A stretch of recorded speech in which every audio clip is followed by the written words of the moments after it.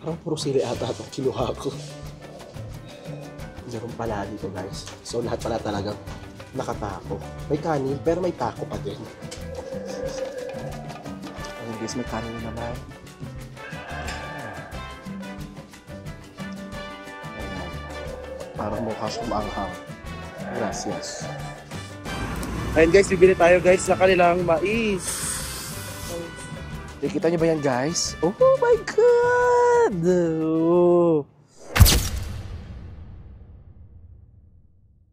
So I think bili na lang natin ay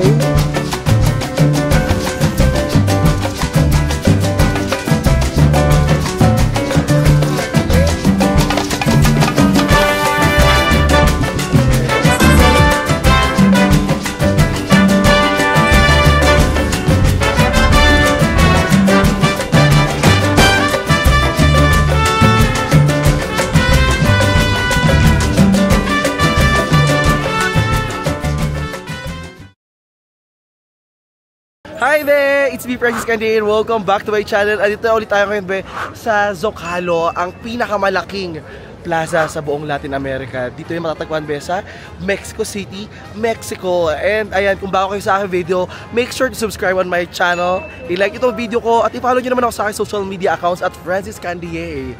And guys, we can never really deny that Mexico City is one of the most beautiful cities in the world. Just look at this beautiful and stunning architecture, ladies and gentlemen. Wow! Oh, ayun na, time in na daw, sabi ni Lord. Be, let's go. Gawin mo ng trabaho mo, sabi ni Lord. Binibigyan niyo ako ng sign, ha? Isipin mo na, be, ito kanilang plaza, puno ng shops, ng culture, ng tradition, ng mga pagkain. Kumbaga, what else can you ask for? And I'm just so happy to witness this moment. Wow!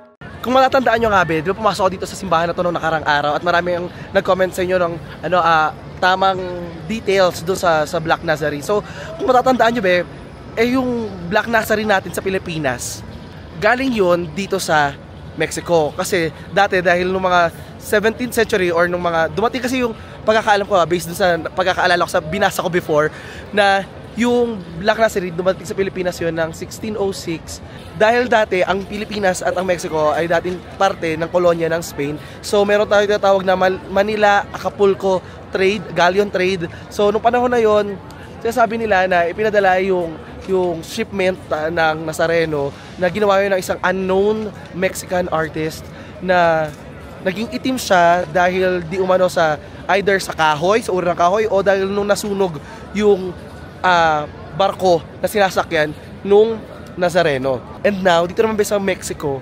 napaka-rare or bihira nung mga sumasampalataya sa itim na Nazareno. Kung tayo Black Nazarene, sila dito, they pay most attention sa kanilang Virgen de Guadalupe. Kumbaga, yung Virgin of Guadalupe, yun yung most revered Catholic icon dito be sa Mexico. So now, so much for the talk. Woo!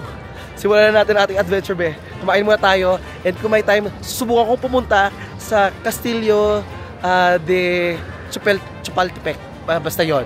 Let's go. So finally be, sa paglalakad-lakad ko dito, mayroon akong nakitang isang karinderya.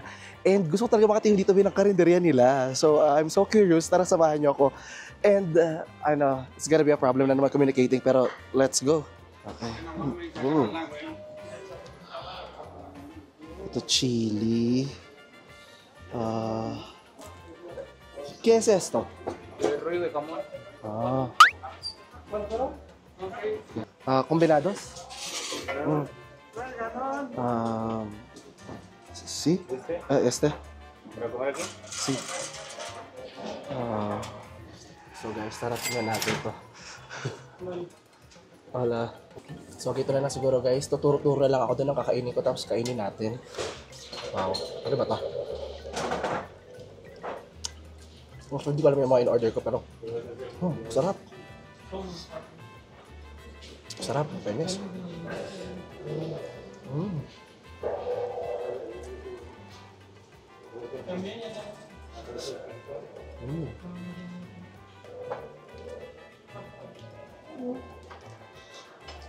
Nanonood ako dito sa pag-prepare nila ng pagkain.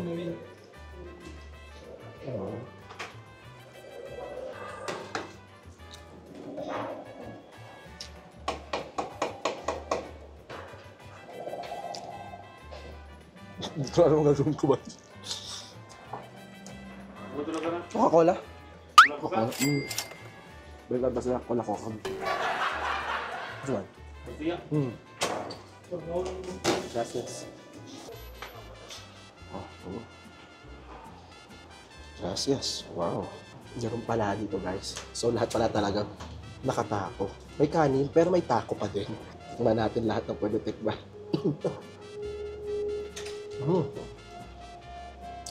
Sarap.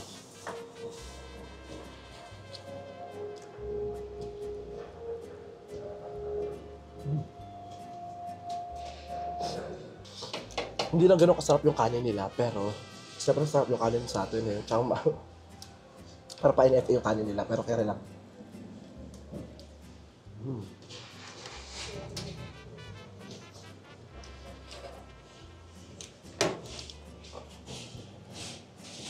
Masarap naman yung ano nila. Akala ko parang apretada, hindi naman pala.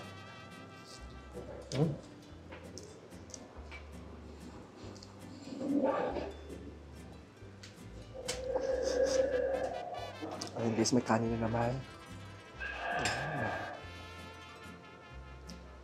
Ayan. Parang mukha siyang maanghang. Gracias. Parang puro sili ata itong kinuha ko.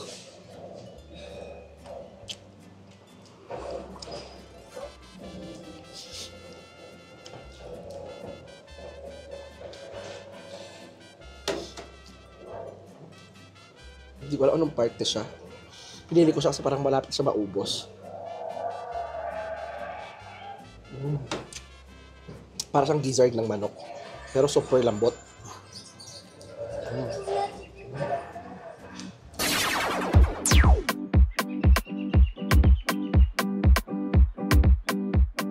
So ayan guys, hindi ka layuan. Andito na yung mga pagkain din pala talaga. So naghahanap din ako ngayon actually ng birya. Kasi paborito ko yung birya nila. Masarap yun. Kasi wala pa ako nakikita. So kadalasan nakikita ito puro lahat na takot-takot talaga.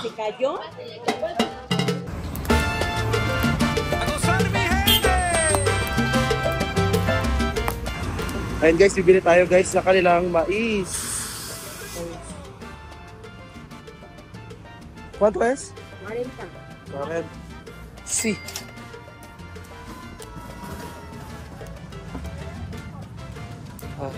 ¿Eso? Sí. Oh.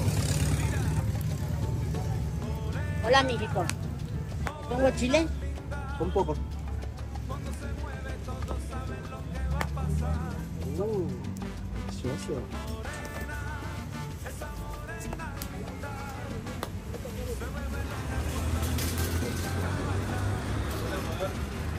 So ayan, bumili muna ako ngayon dito ng Esquitas Asado. Ayan. So nagkakalaga siya ng 40 pesos. So mga 120 pesos. Wala pa ako dito nakikita ng mga street food na mura talaga, no? Karanasan sa kanila, medyo pinakamura na ata na nabili ko is 30 pesos. Ng Philippine pesos ha. So ito, tingnan natin. Parang nakita ko parang siyang binatog-ish nila. So yung mais is parang inihaw niya, tapos tinanggal niya dun sa pinaka-cub, tapos nilagyan nila ng kung ano-ano pampalasa. Tingnan natin. Merong mayonnaise, may cheese, merong pampaanghang, at saka meron siyang nilagay lime juice. Lumasa agad yung lasa ng cheese at saka ng lime. Noong una akala ko magiging weird siya, pero okay naman.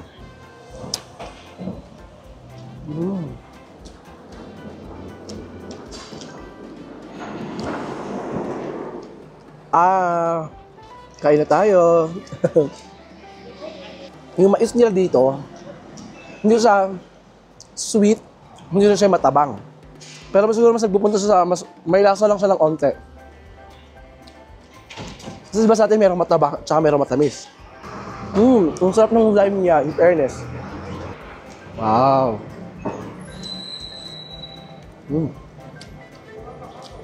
Wow. Wow. Nung ako ba? Asim.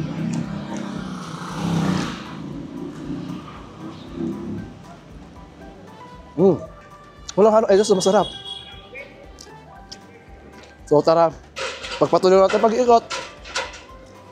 At kumain na tayo ng masarap nilang pagkain. Let's go. Ang gaganda guys na mga tinitinda nilang gown dito, oh. Parang sa area na to. Tingnan nyo, ang mga paninda puro mga gown na. Morena, morena linda. O diba? Isn't Mexico great, be? Wow! Ang ganda. Itong area pa lang na to, parang ang ganda. Yung parang kaliwat kanan, lahat talaga tingnan mo. Sobrang ganda ng architecture nila. Wow! Wow! Tapos ito pa, wow! Maski lang, ito nga lang na ano, wow! Ang ganda, alam mo yung sa area na to, walang mga paepal na building na bilang, taas! Although sa unahan, meron itong mataas na building, yung Latino America, parang tallest building in Latin America. Pero, generally, ang ganda, be. Wow! In fairness dito lang sa kanila, be, meron pa rin talaga dito, in fairness sa kanila dito, be, meron pa talaga silang culture dito na pagbabasa ng libro. Like, meron ko nakita kaninang mga tindahan ng libro ng mga bata. Hindi ko alam ano meron dito, ba't ang daming pulis ngayon? Ay, kaloka. Sabi ko, ano meron dito? Nakita ko yung lalaki nakahubad sa harap ko. Sabi ko, ay, bongga naman po pala. Kita niyo ba si Kuya? Well, anyway, so naglalakad na tayo dito ngayon guys para papunta dun sa Castillo Chapultepec, para gano'n. Actually, pwede ako mag-commute, pwede ako mag-Uber, pero mahaba pa yung araw. So sabi ko, why not paguri ko yung sarili ko para makatulog ako ng maaga tonight, di ba? Ay, yung mga paninda nila dito, para mga bakay-baketa lang din sa atin. Ang cute ng mga manika nila, oh. Cute! Wow!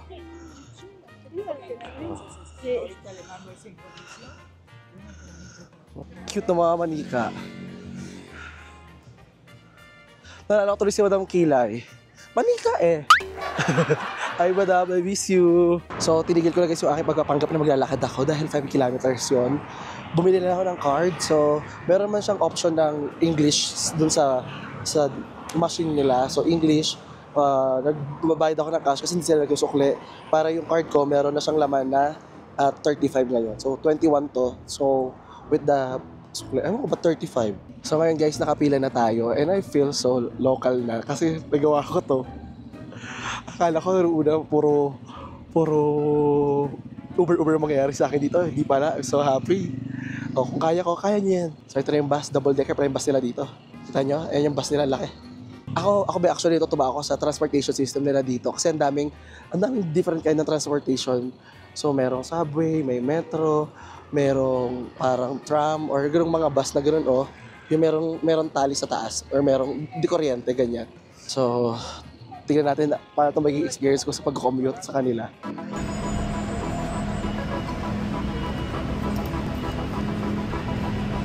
¡Aváncele, señores! ¡Aváncele! ¡Que vaya a volver! ¡Aváncele! ¡Si no vas a volver, cómate!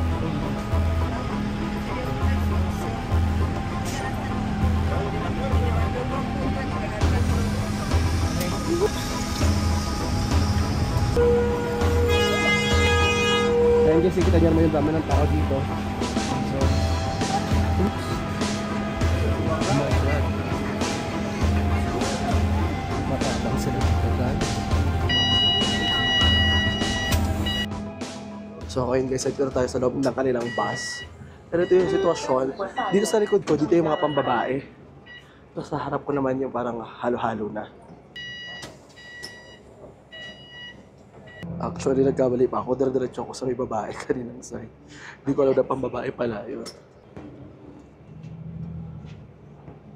Mga ilang stop pa. Mga 9 stops pa. Fairness, ang ganda ha. Ang ganda lang. Meron silang ganito. Tapos nakalagay pa doon sa screen kung ano na yung next stop. Tsaka in fairness, hindi mabaho sa loob ng bus nila. So pagkababa ko ng bus, naglakad ako dito be ng mga 15 minutes At medyo nakakahinga lang guys dahil paakyat itong kaso. Wow, dito na tayo ngayon sa loob. Be, ang kastilyo ng Chapultepec ay hindi lang basta isang kastilyo. Ito rin ay puno ng kasaysayan at kultura. So tara guys, akyat tayo sa loob. Matatagpuan ito be sa tuktok ng Chapultepec Hill at mula rito makikita ang napakagandang panoramic view ng buong lungsod ng Mexico. Medyo nakakahinga lang pero kaya naman.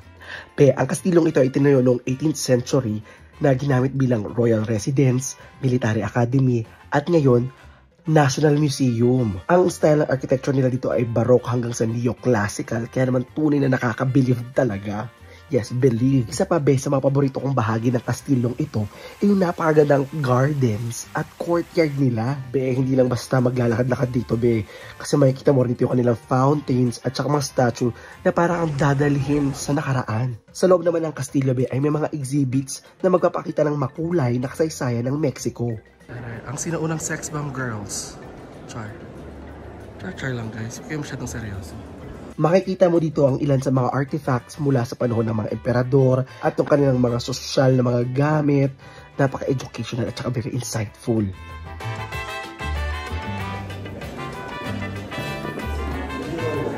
Taray, naka-gold medal din sila guys. Char.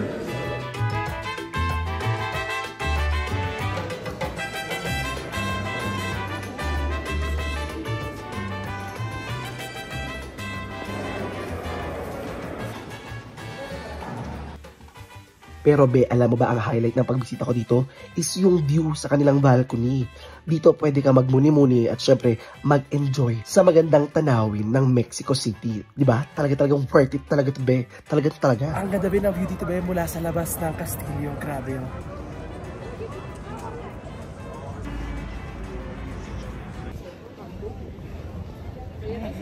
At be, tapos na tayo mag-ikot dito be sa kanilang kastilyo. Ngayon naman be, magpapatuloy natin ang pagtikim sa kanilang mga street food. Let's go.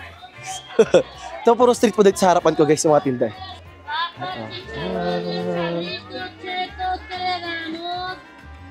Ang cute na mga ano nila guys, oh, chips nila. Mga patatas nila iba-ibang kulay. Tapos meron silang mga chicharon din. So I think bili na lang natin ay chicharon. Chicharon ba? O ito na lang siguro, okay na to. So lalagyan nila ng salsa at ng lemon.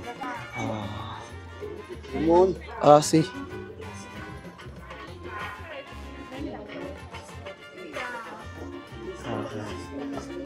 ¿Qué te preparas? La papa, chicharrones, chalitos, que les doy. Chicharrón preparado, papas rosas, que les damos. ¿Cuánto es? 30. Ang presyo ng papas nila is 30 pesos dito. So mga 90 pesos sa pera natin. Para tayong pesos kasi para tayong sinakop ng Spain, okay? Okay, malilito. Pero magkaiba ng value. Hindi pa rin pareho pesos, pareho na din. Para kasi si mama, nalilito kayo agad-agad. Ano na ma? Kain tayo dito muna be. Okay. Wow. So ayan guys. Meron tayo ditong papas.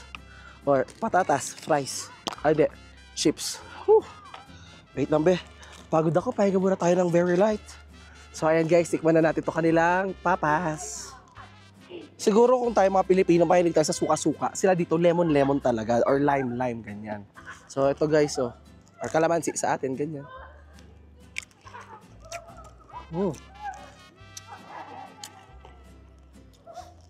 So hindi ko alam kung masulit ba yung ito o yung machicherya na lang. Mas mura ata yung chicherya.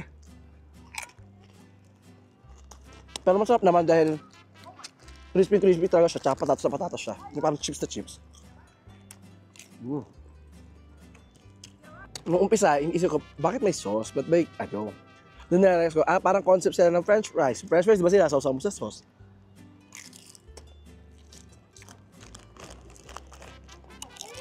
Actually, kahit wala siyang sauce or lemon, okay siya, masarap na siya.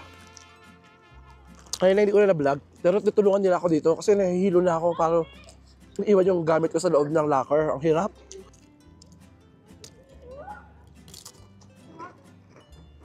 Woo! May bee!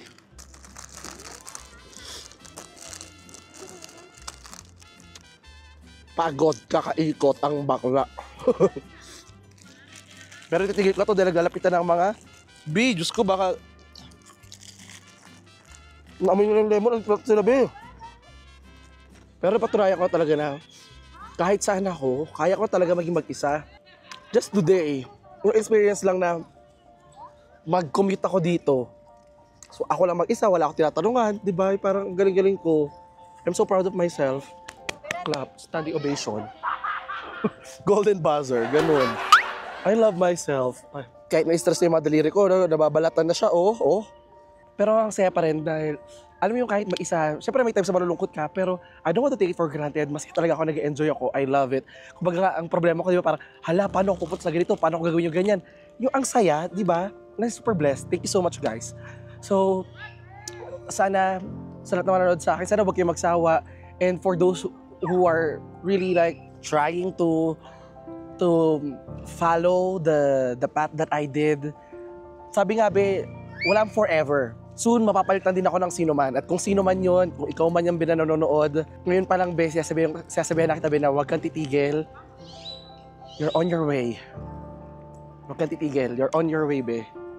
And once na makarating ka, be, sa napuntahan ko, or kung saan ka man ngayon, baka medyo malayo ka na naman mula sa nasimulan mo, don't invalidate your achievements, maliit man yan.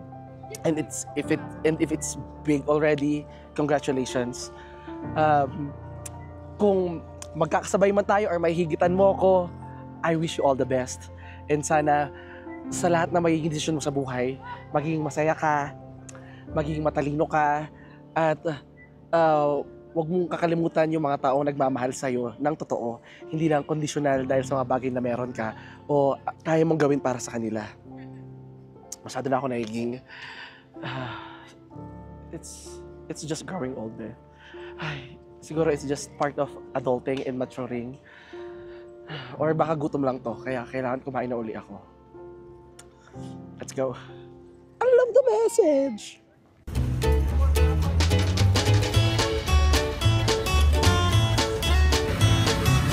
Vamos, está, excelente.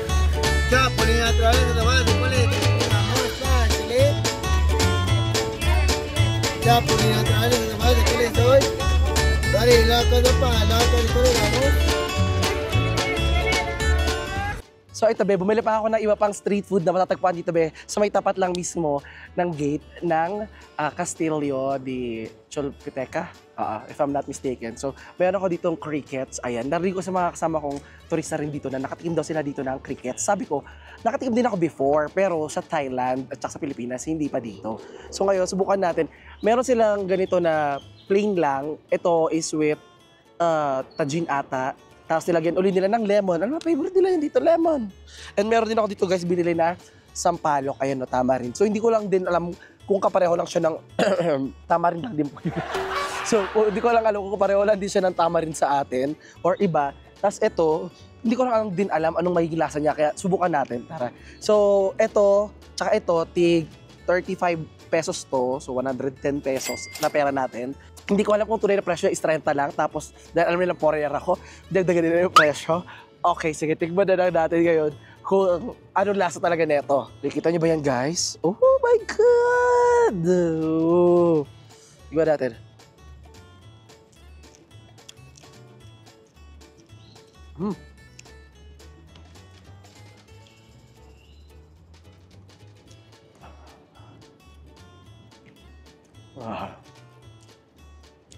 Malalasa mo talaga yung lemon. Tapos after ng lemon, yung powder niya, feel ko parang tajin yung ginamit nila. Yung tajin is parang seasoning nila dito. Eh. Tapos, malalasahan mo yung lasa ng cricket. Yung cricket is parang lasang oil. Lasang used oil. Basta mamantika siya na crispy, ganyan. Ayan, oh, tikman nyo, oh. Tignan ninyo at titikman ninyo. Nga. Lagi na lang ako yung kumakain. Ano to, Fear Factor ba to channel ko? Ayan. Para sa inyo to, guys. Whew.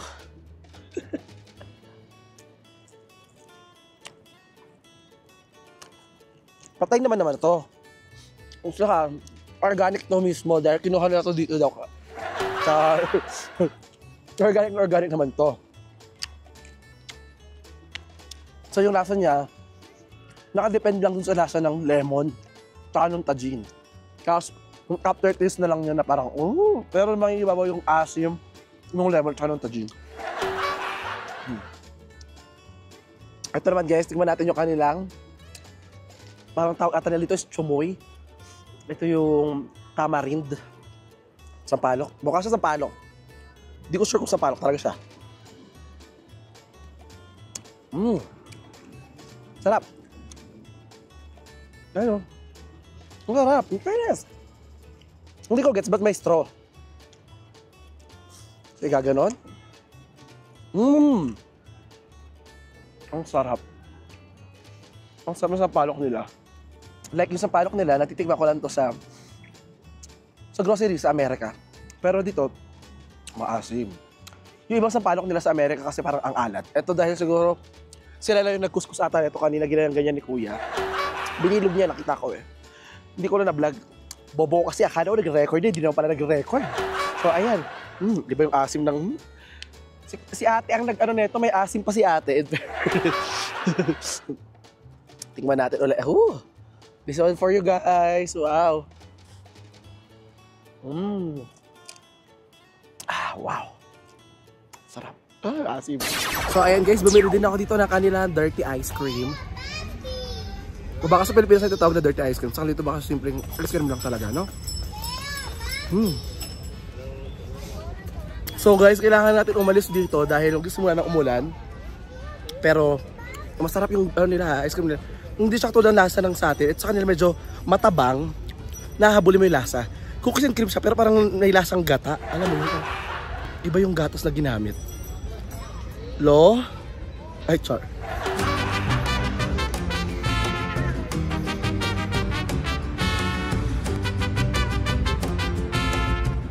Pero in fairness, best sa lugar na to, no?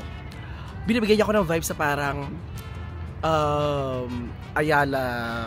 Kaya meron yung park dun sa Ayala. Or Circle na mas maraming puno.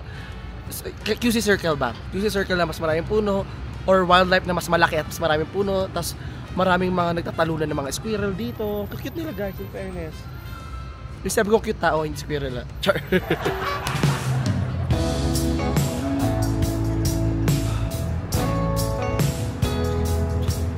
So ngayon guys, pabalik na ako sa hostel na ina-stayan ko ngayon. I-figure out ko na yung way ko pabalik. Dahil ang oras na, alam niyo na ako, may curfew ako sa sarili ko na kailangan umuwi na ako bago sumapit ang dilim. Or else dadami po ako. Char. So, ito sa area ng ano, parang business district ata nila to. Pero nyo guys yung mga tao. Diba? So, dahil dyan, maghanap tayo ng ating way para makabalik na tayo.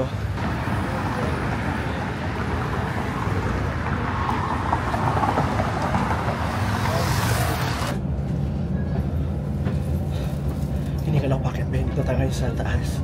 Nakababa sa second floor ako. And ¿Quién es la persona esa? tignan ko na lang sa map kung saan ako bababa para hindi ako maiwan. Ilang stops. Okay. Tsaka bababa na ako.